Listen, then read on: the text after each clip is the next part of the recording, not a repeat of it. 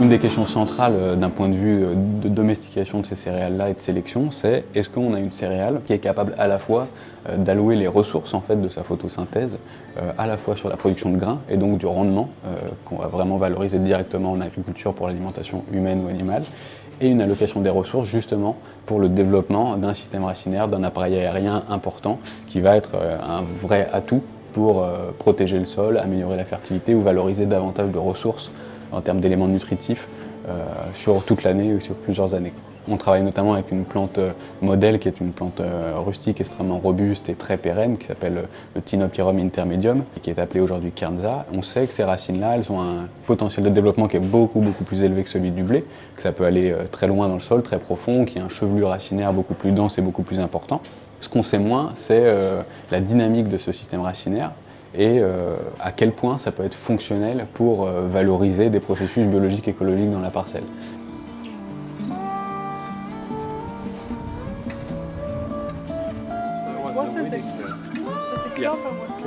Ici, on a une culture, donc à l'origine une graminée sauvage, en train d'être sélectionnée depuis un petit moment pour essayer d'augmenter la production de grains. On voit justement que cette sélection qui n'a pas eu lieu de la même manière que sur un blé annuel, puisqu'on a une plante encore, on va dire, quasi sauvage, même si elle ne l'est plus tout à fait, qui fait beaucoup plus de biomasse, qui va plus haut. Alors on voit qu'on a des épis pas tout à fait réguliers, il y en a en bas, il y en a en haut, on a un nombre de thalles, c'est-à-dire de tiges plus important par pied.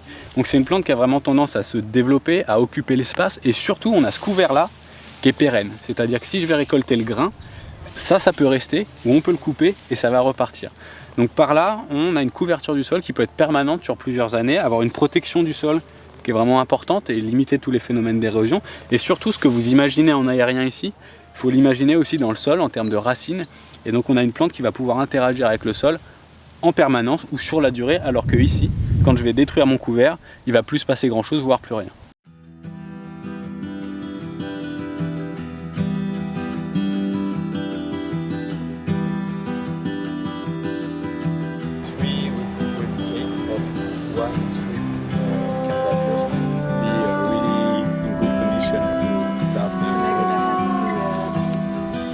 The seed production of the Kernza is much lower than the wheat.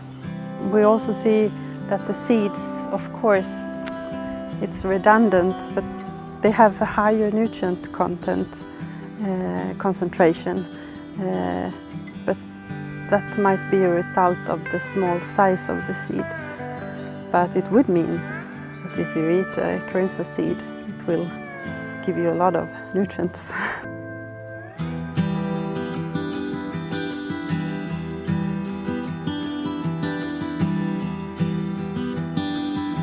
L'intérêt, il est d'abord de mieux connaître ces céréales sur lesquelles l'INRA n'a pas de programme de recherche, avec un double objectif, c'est de voir si ces céréales ont un potentiel d'utilisation dans nos rotations. Et le deuxième objectif, c'est éventuellement d'évaluer le potentiel d'utilisation de ces céréales, au moins certaines d'entre elles, comme source de gènes intéressants qu'on puisse après utiliser dans l'amélioration variétale du blé.